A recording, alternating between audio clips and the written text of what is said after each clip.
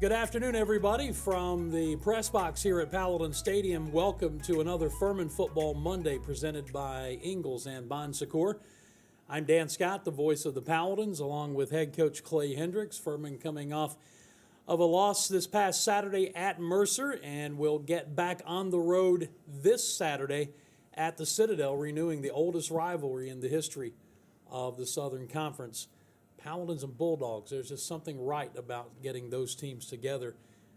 I'll go ahead and say it, normally because Furman comes out on the winning end more often than not. How are you, Coach Clay Hendrix? I'm well, thank you.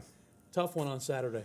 Yeah, it really was. I think anytime you work really hard, which our kids have and our staff has, and you don't go out and play as well as you'd like to play, and that's certainly disappointing. But our kids keep playing hard. It's just we got to find a way to do some things better.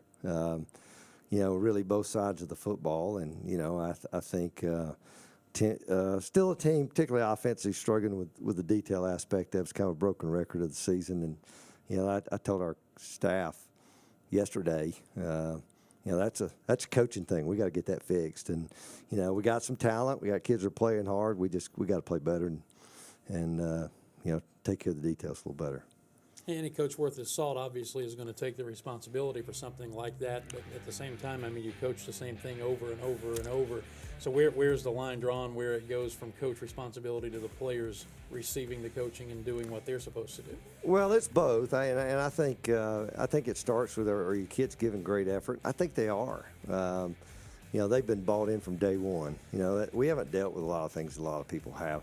I just think, I think Saturday was kind of interesting. You go back and look at it, you're always trying to figure out the why. And, it's a little bit of the I told our staff even, what's a little bit different offensively is it usually only takes the one guy to really screw things up. Defensively, sometimes you could turn three guys loose in the secondary and you get a sack. Nobody ever knows it.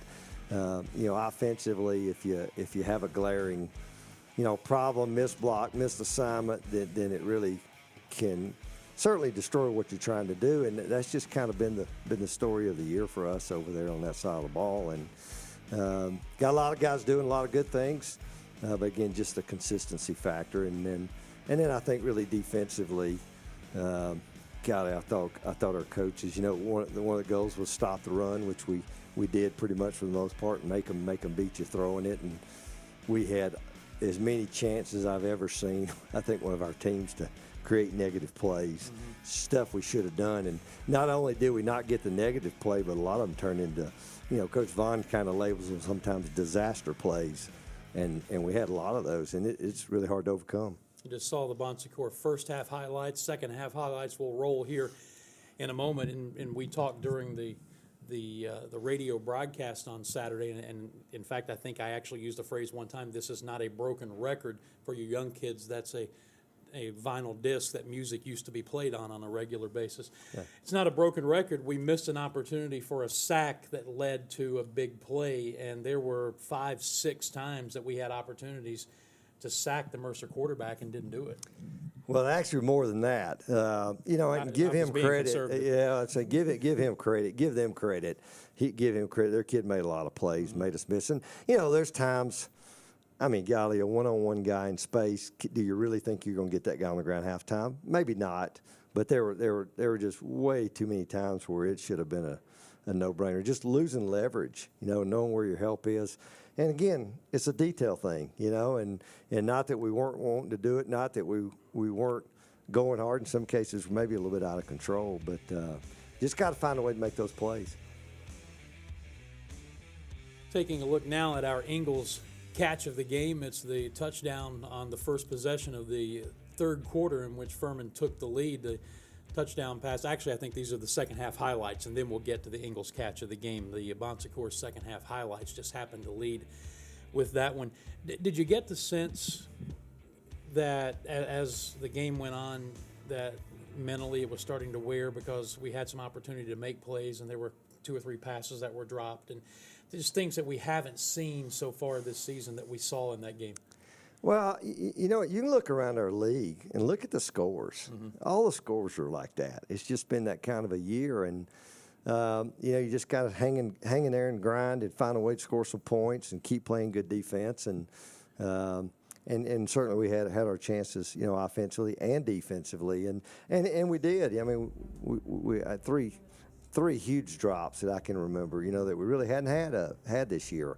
You know, you know, we're probably one of the least penalized teams in the country. You know, we line up and cover up a receiver, you know, turns I think it's maybe a 3rd and 2 into 2nd and 11. Mm-hmm. And it just changes everything you do. And again, that's the stuff we just got to continue to harp on and practice it in a full speed type setting where, you know, hopefully you can go out and execute it on Saturday.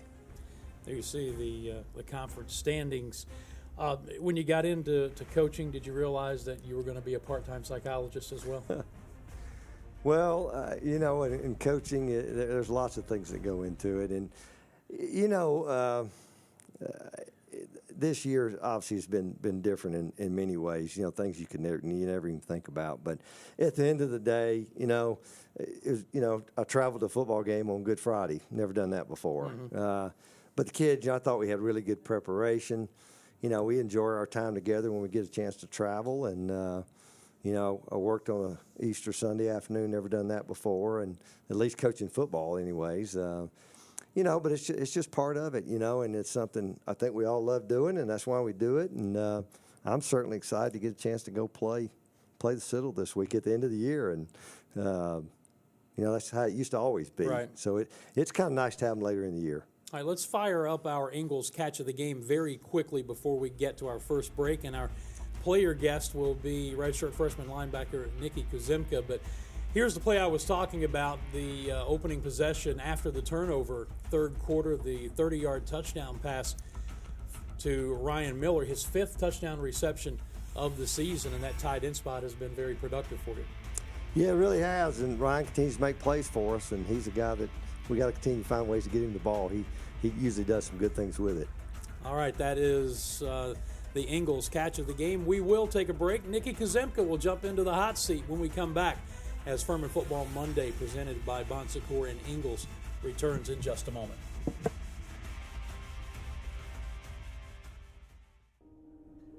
My dad was a Cuban refugee, and school wasn't really an option for him.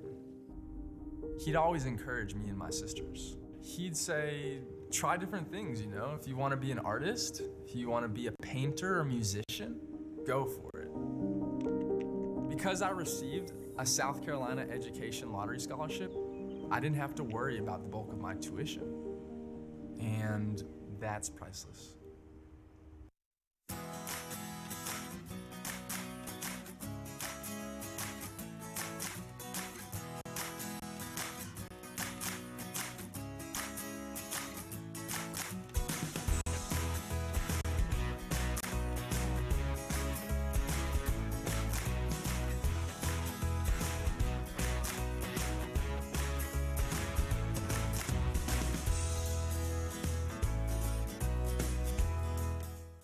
Because of this, we built Ford Super Duty to be our most capable heavy-duty pickup.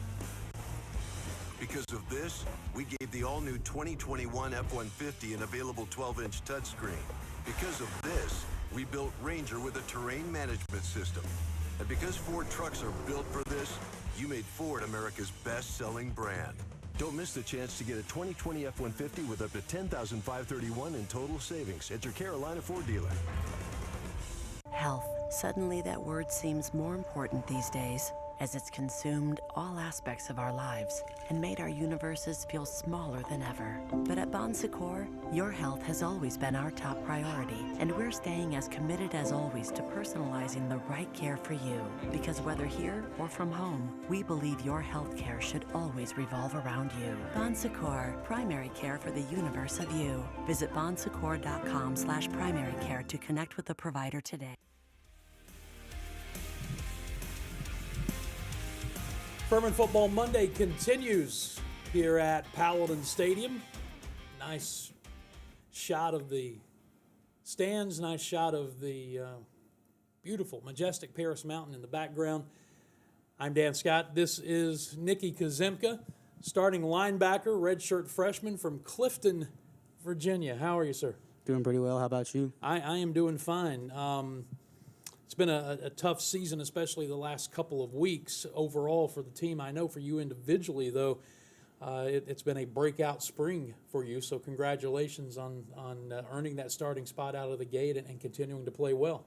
I appreciate it. Just a lot of preparation. I wouldn't be able to play like I've been unless I prepare every week, how I've been watching film, working with my coaches.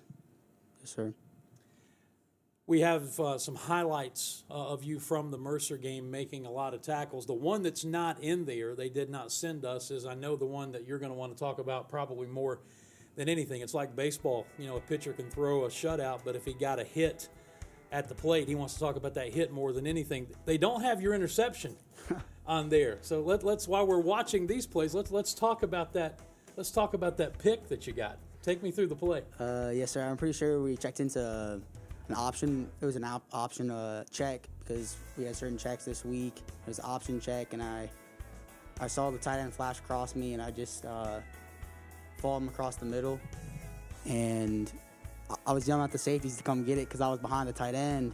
And next thing I saw was Hugh jump in front of the pass. And I thought he was going to pick it, and I was going to go block. And then the next thing I knew, the ball was just right in my stomach, and I just held on to it and tried to return it. And one of their guys just tackled me. But before that series, I was telling my teammates, like, I'm going to go make a play out there. And I ended up doing it. So it was awesome. Well, it's always good when you can back it up. You know, there's an old-time baseball player you probably don't recognize, but Dizzy Dean once said, "It ain't bragging if you can back it up." And that was a big play at that moment. Yes, sir, especially after we scored that touchdown right after it. It's a big momentum swing, I thought, in the game. Were you able to mentally flip the switch and go into runner mode? Did you know what to do with it once you got it? I'm not a big ball carrier in high school, or maybe a little bit in Little League when I was fullback. But besides that, I mean, I was just trying to get as many yards downhill. I'm not a big juker, so. So you were going to deliver a blow if you had to. But at least it wasn't, I'm going to catch it and fall down. The instincts were, I'm going to try to get something out of it. For sure, I was trying to return a touchdown and celebrate with my boys, but I know I'm not the most versatile with the ball in my hands, but I got the job done. Yeah, that's outstanding. What's the frustration level for this team right now? It's got to be tough, and yet it's, as Coach points out, and we talk about it every week, regardless of what's thrown at you, you continue both sides of the ball just to play incredibly hard, give max effort. Yes, sir. I don't think effort's an issue. I think it's more everybody knows our effort's incredible, and everybody wants to win. Nobody wants to lose. I think what we need to focus on is execution. Like, you can have the best effort in the world, but you have to be able to execute still. And in some stages of the game, we just can't execute. So this is obviously, in some ways, a simple question. In some ways, it's not. How do you fix it? I just think, I guess we have good weeks of practices. We have bad weeks of practices. We perform well, and those weeks we practice bad. We perform well when practices are good. I think it's just over time, offense and defense pushing each other, getting better, and the more we play, the better we're going to get, I believe. Let's talk about you individually here for a moment. How do you go from being a walk-on to your second year on campus, technically redshirt freshman, winning the starting linebacker spot? What was that process like? When I first got here, I really didn't. Nobody really knew who I was. Nobody really thought I could play. I just worked my tail off. I was in the weight room. I had my head buried in the playbook immediately when we got here. And freshman year, I ended up being on the travel team and was always helping the older guys that were starting with, like, the test every week we take with our coach for the game. And I almost knew the playbook better than the guys last year in the starting. And then I just tried to get bigger, faster, and stronger over the offseason. And I got my weight up, and I'm here now. So the cerebral part of the game came first, and then it was physicality kind of catching up for the ability to play at this level. Yes, sir, for sure. My strength is definitely just awareness of football, the playbook, studying, tendencies. A lot of the time out in the game, I see a formation, I'm like, all right, they're likely going to run this play, and I alert people on our team, and sometimes I'm not even in the play, but our guys make the play because I'm alerting them what's going to come. All right, you ready to go on the hot seat? Yes, sir. Quit looking at the question list. Come on now. It's time to venture down Ingalls aisle 5 and play 5 questions with a guy who's trying to steal my playbook, Nicky Kuzemka. All right. I think we may have covered this one, but what kind of mentality do you have to play linebacker at the collegiate level? I think you gotta have an attack mentality, but you gotta also be able to calm. You can't be too aggressive because you gotta be able to be calm and make the checks. You gotta make the calls. You gotta get the call from the sideline. So you gotta be aggressive, but you have to be controlled. A controlled aggression. Yes, sir. An old football coach that I knew a long time ago said to play linebacker, you had to be agile, mobile, and hostile. Does that count? Yes, sir. That's good. All right, question number 2. We got to move quickly. Who's your funniest teammate? My funniest teammate. I think Austin Jones he's really funny. Is he intentionally funny, or is it funny and he doesn't know he's funny? I think he knows he's funny, but it's also, I've never heard a Southern accent like his. It always cracks me up, no matter what he says. It's just funny. His accent is like nothing else. I've never seen it until I came down here and I met him. So Okay. I'll just talk to him just to hear his voice. I got you. Have him read the phone book to you someday. Number 3, question number 3. What's your hidden talent? What are you good at that nobody knows? My hidden talent. I'm decent at card tricks. Over the COVID break, I learned some card tricks when I was at home and got pretty good at that, and I also can juggle. Okay, I like it. We'll have to put that on display sometime. Question number 4. Best restaurant in Clifton, Virginia, your hometown. Not the chains, where the locals go. Oof. Best restaurant, probably in the little town I live in. It's called Villaggio. It's like in a little Italian place. It's pretty good in the little Clifton town that I live near. What's your go-to meal there, real quick? Probably pasta. Okay, Yes, I sir. got you. Question number 5, real quick. This team going to bounce back this week? Yes, sir. We're going to attack the run, stop the run, and make them throw play action and sack the quarterback more. All right, sounds good. That's Ingles Aisle 5, and Nicky Kuzemka has been our player guest. Clay Hendrix will join us when we come back to close out this show. This is the Furman Football Monday, brought to you by Ingles and Bon Secours. Because of this, we built Ford Super Duty to be our most capable heavy-duty pickup. Because of this, we gave the all-new 2021 F-150 an available 12-inch touchscreen. Because of this, we built Ranger with a terrain management system. And because Ford trucks are built for this, you made Ford America's best-selling brand. Don't miss the chance to get a 2020 F-150 with up to $10,531 in total savings at your Carolina Ford dealer. My dad was a Cuban refugee, and school wasn't really an option for him. He'd always encourage me and my sisters. He'd say, try different things, If you want to be an artist, if you want to be a painter or musician, go for it. Because I received a South Carolina Education Lottery Scholarship, I didn't have to worry about the bulk of my tuition. And that's priceless.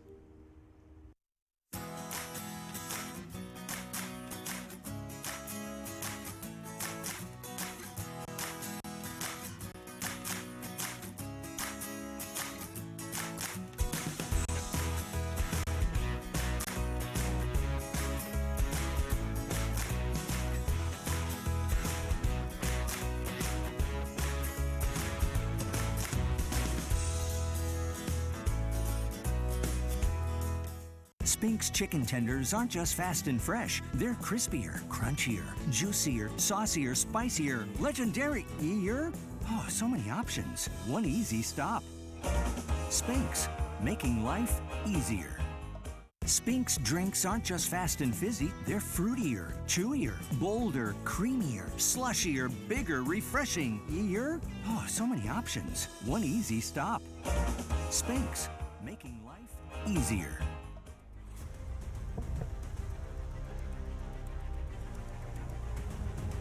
Furman Football Monday continuing, brought to you by Ingles and Bon Secours. Another beautiful shot of this lovely campus we have here at Furman in spring. It's warm, things are starting to green up. It's a great place to be. I'm Dan Scott, Clay Hendrix back with us as we head into our final segment here. Let's go directly to our Bon Secours breakdown, where the coach, well, he tells us how a play happened, why they made the call in the certain situation, and this was our first touchdown in the first half on Saturday against Mercer. It's a goal line play and a handoff to Devin Wynn. Take us through it, Coach. Yeah, actually, it run the same play right before this, and Devin's always been a good inside runner. It's a simple inside zone scheme that probably 90%, if not more, teams in the country run out of a couple different formations. This particular one, we're in the pistol, so he's lined up right behind the quarterback, but it's basically everybody's responsible for their play side gap, and we got usually a backside. Somebody helping on the backside. In this particular case, it was the tight end based on formation, Jake Walker. And again, I think the first run, we maybe ran for about 7 down to that point, and I really just called it again and ran it again. And certainly Devin's proven he's a good inside runner. Yeah, just able to lower the head, fall forward, and get the touchdown. One of 2 that we scored on Saturday in the loss at Mercer. That is your Bon Secours breakdown. All right, now let's flip the script and let's look ahead to this week. Your history at this school, I would imagine that Citadel week, whether it's in the spring or the fall, kind of gets you going a little bit. Yeah, it's kind of interesting. Things have changed a little bit from my playing days, and in those days it was always the last game of the year. And I know when I came here as a player, that was almost a bad word. But certainly had some great games with Citadel over the years, and I always enjoyed going there to play. It's a tough place to play, but I always enjoyed going there to play, and I think it's kind of nice having it here at the end of the year again, and it'll be a big challenge. You watch them throughout the year. They played 4 games in the fall. We're really outmanned in 3 of them with some FBS games. But I've watched them a lot throughout the season. They've been in almost every single game. Like most teams in this league, had a new starter at quarterback, and with that comes some challenges. But obviously, you had a huge win for them Saturday up at Wofford, which is a tough place to go get a win. And but they got a good win, and it'll certainly be a challenge for us this week. Yeah, and going to be the first true option team that we've seen this year. Yeah, that's probably true. And we do some of the stuff they do, so it is stuff that we prep for in January. So we feel like we have a pretty good handle on help prepare our defense. But it's an understanding their scheme. It's also playing with a toughness. There's a certain toughness that takes with defending that look, and they certainly do a really good job of it. And we'll have our work cut out for us. As a player, is there one of your matchups with the Citadel that still stands out that you remember well? I mean, I'm sure you remember really all of probably them. not as a player. I think we were fortunate to go 4-0 when I was here as a player, but I think a couple of games that really stand out. My first year coach in 1988, right here, full house. We beat them the last game of the year to win the conference championship, and then ended up winning the national championship. And then 2 years later, 1990, same situation again, and we were fortunate enough to win again. And again, both places full house, great crowds, and those are a couple of games that I really remember in this stadium. Yeah. Just for the environment that we had. Isn't it great to play football games late in the year with something on the line? And we've been fortunate to do that since you've been here more often than not. But there's just really nothing in this sport like that, is there? Well, you're right. I mean, that's what you want to play for. And you always want to play when you never know. You really don't. You go into that week not knowing if the season's going to end. And but it's nice to have a game like this, at the end of the year that certainly has great focus for both teams. Our tale of the tape, you see some of the numbers comparison between these teams, and of course most of what the Citadel does is on the ground as per usual. Both teams are turning it over 2 or more times per game, and the time of possession is relatively close. And I know time of possession is not something that you've been somebody who's really cared a lot about to a certain degree, but this spring it seems like we've had the football more in that category than perhaps in the past. Well, we had a lot really early in the year, and I think that maybe skewed the numbers a little bit. Mm-hmm. So, statistics are. But, I mean, there's certainly a team that wants to limit the game. They want the fewest number of plays, probably both teams. And so they try to shorten the game. They snap the ball really late. And, it's obviously – I've coached in that offense, coached against that offense, and You know, they'd love to keep third and shorts, making first downs, clock doesn't stop. It just limits the number of chances you have, you know, to do something with it. So certainly you need to make the most of your opportunities. Without giving away any state secrets or anything, what does it do to you personnel-wise when you play a team like the Citadel that runs that style of option? Well, I think the good thing for us is it's something we work on year-round. We spend time in the spring. We spent time last fall, and then even in January. So we don't feel like we have to, you know, I think we have a plan pretty much in place when we started the season. Now, we get this week based on what they do, based a little bit on who we are. We maybe tweak a few things, but for the most part, I think you play teams like that. It was similar when I was at the academy and played the other academies. If you're waiting to the week of that game to get ready, that's not going to be a good thing. So we've certainly got a lot of investment in this football game prior to this week. So just maybe expand on that a little bit. When do you, in a normal season, and there's nothing normal about this, but if you're playing them in the fall, and let's say you're playing them first week of November, at what juncture do you actually start maybe working a little option here, a little option there? Well, I think you spend a lot of time in the preseason, you know, leading up. I mean, you think you take those 3 or 4 weeks you have prior to your first game and certainly going to commit to it. And we do some of it. So it's not probably as big of an adjustment for us as it is for some other people. Certainly a bye week, maybe you spend some time doing it. I know when I was at Air Force, Gary Patterson told me one time, he was at TCU, and he told me he practiced every Sunday night 15 minutes for Air Force.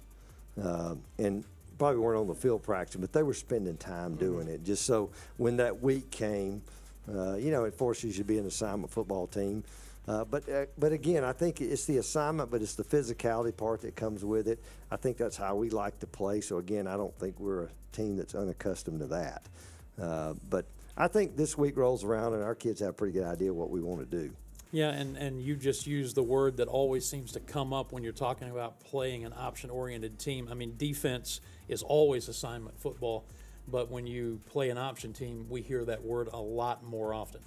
Yeah, no question. I mean, I think last week was a little bit that way, and I thought we handled that part really well, you know, and all the misdirection and, as I say, sometimes the eye candy, the things that you don't see, but it's the combination of forcing you to be assignment sound and forcing you to be physical. And, you know, if you're a guy this week that wants to pin your ears back and rush the passer, you know, if we can get to that, that's a good thing then. But that's not who they are. You know, they're gonna force you to, you know, match their physicality and, you know, match it from an assignment standpoint. Those are things we'll have to do this week. 30 seconds. How proud are you of this football team? You know what? I've said it. You had lots of years in coaching. I've told them all along. There's always been something special about this group, just the way they've handled themselves. And we went through the whole. Hadn't had a COVID positive test since November.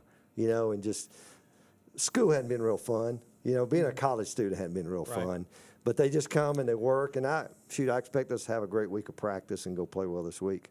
All right, Coach. Thank you very much. Thank you. That's head coach Clay Hendrix. I will remind you that our radio broadcast on ESPN Upstate will begin with the Pepsi Countdown to Kickoff at 11:30 a.m. in the Kick at Johnson-Haygood Stadium, 1 p.m. Furman and the Citadel, the oldest rivalry in the Southern Conference, renewing in the spring. Thank you for joining us on this edition of Furman Football Monday, brought to you by Ingalls and Bon Secours. For Coach Clay Hendrix, for Byron and all of the production crew, I'm Dan Scott, saying God bless you and so long, everybody.